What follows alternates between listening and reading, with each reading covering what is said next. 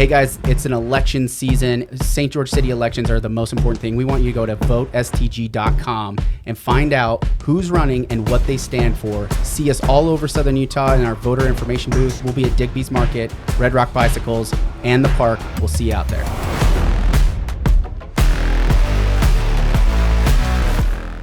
And to go back to the map real quick, Jeff, because I do want to go back into this redevelopment because I think you make a great point.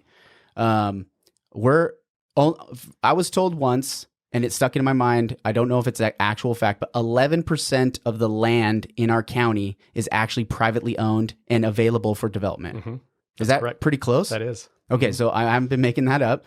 So 11% of our entire county, otherwise it's owned by state and federal entities, right? So state parks, Sitla owns a bunch, right? 1/6 of our county is owned by Sitla. Yep. That's just by organization going back 100+ years, right? Mm-hmm. So looking at these maps, desert color is kind of like the land, the last phase of land that really is big development. That's not a bunch of canyons. Yep. Because we're kind of an onion, right? And it's on Sitla land too. So that's all on Sitla. And it's on, Sitla land. So, how do we want it to look?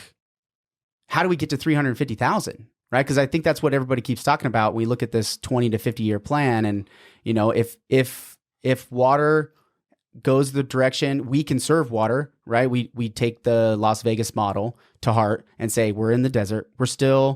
We might as well be Death Valley. As much as we have mountains just right there, we're still in this little bowl. We don't get a ton of water. We got to conserve that.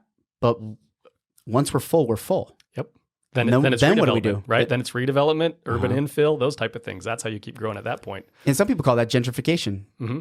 That's exactly right. And so how do we avoid that? Like what's your thought on how do we avoid that? Well, there's a difference between gentrification and urban infill. I think gentrification is like when your zoning stays the exact same, and then just people are redoing the houses, and they're really expensive, so you gotta the land gets expensive, and there's not a lot of opportunity for growth. And so what you do, gentrification is changing that home into a multi-million-dollar home on that same piece of property. Okay, right? Got it. Yep. Whereas urban infill is basically upzoning and getting more density in areas. We talked to Stacy Young, so I talked to him for about 2 hours. I could have talked to him for like 4. I think 12 Stacy's people doing a lot of things in this community. 12 people would watch the whole thing, I think, in the entire county, because we got in depth on a couple of different things. But understanding like the zoning, I think it's important that if you're a citizen and growth is something that's important to you, or you feel like it's an issue, you got to get you have to dive into zoning and understand why developers do what they do with the rules that they have, right? That's exactly right. Because the system is actually kind of upside down. The developers, there's not just like this simple set of rules and you just can build whatever you want, right? You if it's in the zoning and in the regulations, which like in Ivans, for example, basically everything that's a vacant piece of property is zoned R110. You could build a 20,000 square foot lot, right? A 0.2 acre is the smallest you could go and put a house on it, or you can go bigger from that, right? Yeah. Mm-hmm. Every piece of vacant land in Ivans. So gentrification can only happen if your rules are you can only build a house. Yep. Right? So it's not set up to where it's a free market, truthfully, on the development side. And that's where the gatekeepers end up being the city council a lot of times, right? Mm-hmm. And that's why I think it's important that when voting for those city council members, understanding the developer's perspective and why land turns into a house versus a building, man, you got to get educated on that, or it's tough to have a good conversation, right? Would you agree? Absolutely right. I would agree. A lot of the vacant land in St. George is zoned R110. The reason being is because that's our holding zone. Yeah. So it's just an open land. It's the holding zone. Yep. And then if you want to do something else, you got to pull it out of the R110. Yeah. We could talk, if we want to talk zoning a little bit, we just barely got done doing our downtown general plan update. Yep. So, and I think that's very important. The reason being is because I think it is important to pull opinions out of it. Yeah. Meaning, let's get a good master plan for what we want St. George to look like in 20 to 50 years. Mm-hmm. Let's put our general plan and let's put our zoning there. Mm-hmm. And so there's straight zoning for that. So it makes it so you don't have to come back to a city council that has all sorts of opinions, because we do. And then so as a developer, I can know exactly what I can get in these zones, and I can go for it. I can make plans for it. I can go that way. Yeah. And I think that's our plan for downtown St. George. We're in the process of that right now. I think we got to a really good place with our general plan. Yeah. To where, downtown St. George is kind of I think we can all agree it's a pretty cool place. Yeah. It's kind of like we caught lightning in a bottle in St. George. It's got a really cool structure and plan, but we want people to be able to enhance it and grow it and keep that there. Keep the things that are great, but let's not let it go stale and just go into straight gentrification. And so that's what we were looking for with that general plan. I think we got there. We got places where we can get a little bit more dense and have reasons why you'd want to go to that area. And then places where you'd kind of preserve things and kind of, let it gentrify and let it get better, but kind of preserve the things you have. And I think that was, we hired a national level planner that looks at communities throughout the United States to help us get there. And I think we got there. Nice. So that's kind of the plan there. So if I pull up the zone, so we're on the SG City maps, zoom into downtown. How do I see the map? How if I'm a developer? So we're still, this is relatively new, meaning the general plan just got passed, but I don't know. I was trying to pull it up just the other day on this map to show the general plan. So you can go up to the layers, and on the layers you can see general plan.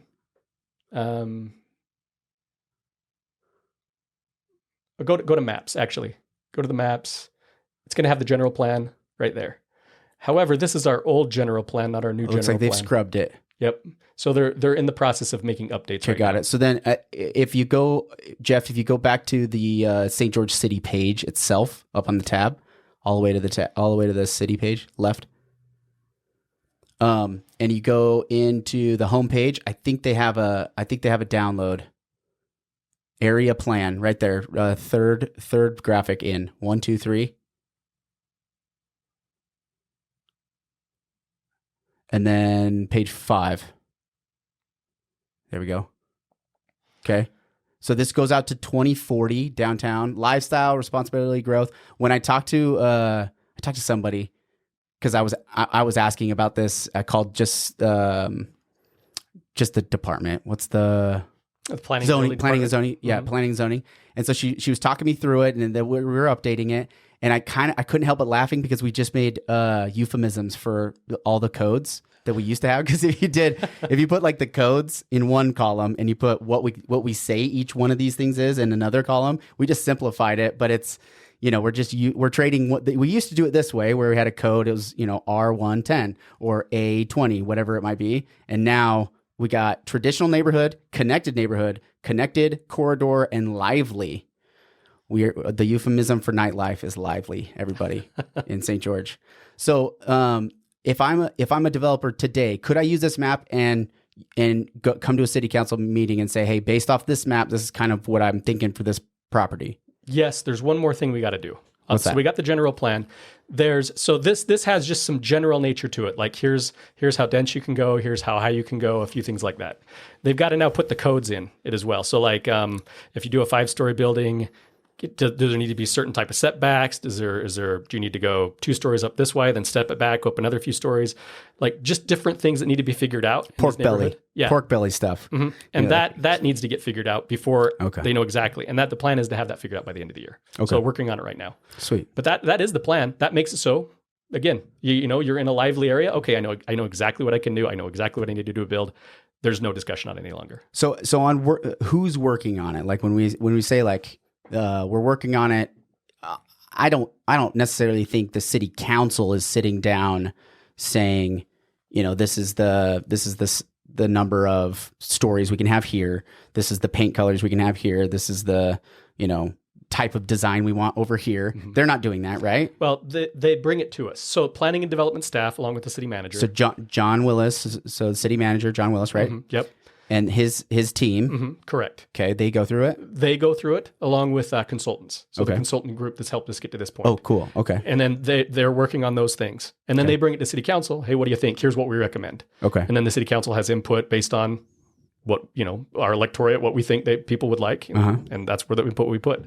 Yeah. So that's the process going through right now. Are you going to release that before you guys approve it?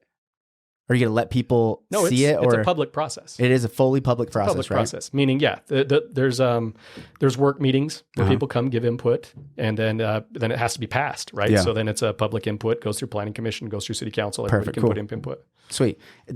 I know it sounded like a question that seems obvious, but I think there's people that are just like, wait, how does this all go? The process system, right? Robert's rules, like coming to a meeting, understanding what's a public meeting, what's a closed meeting, why do we have those?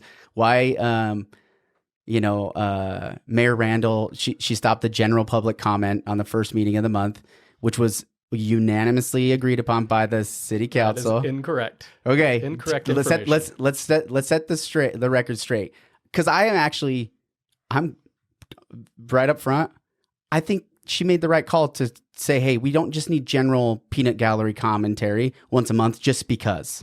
It's not helpful. So I'm in her camp that like the spirit of the way Mayor Pike instituted that general public, there's certain times when we're getting to work, and then there's other times where we're like, hey, we have some runway to go here. Well, we just went through COVID. We're literally scrambling with the biggest population growth that the county's seen ever. And maybe now's not the time to, squabbling over whether, these small issues are going to derail all these meetings from getting work done, right? It's due process. So that's my opinion on it, which is fair enough. Valid. And somebody might disagree with me, but what do you think? I completely agree. Meaning, so public comment, what its intention is to, if you have an issue in your community, a pothole in your street, something that's wrong in the area, let us know, and we can get to know and fix it. Exactly. And so I think that was the intent of it. But what has been happening is just with the nature of politics as of now, we've had national level issues entered into the city of St. George, and it becomes a place where people can come and share their opinions on those issues. But sometimes it gets a little bit maybe out of scope of what we need to be focusing on the St. George City Council. I can't help but think they're trying to get viral on some social media thing because they saw this one person do it, and they had this 500,000 people liked their video because they went up and said this thing to a board, right? That was like a trendy thing right now. It can it's be ridiculous. used that way. And I can't help but think that there is some ulterior motive, and we open the door for these things to happen that they're not productive, right?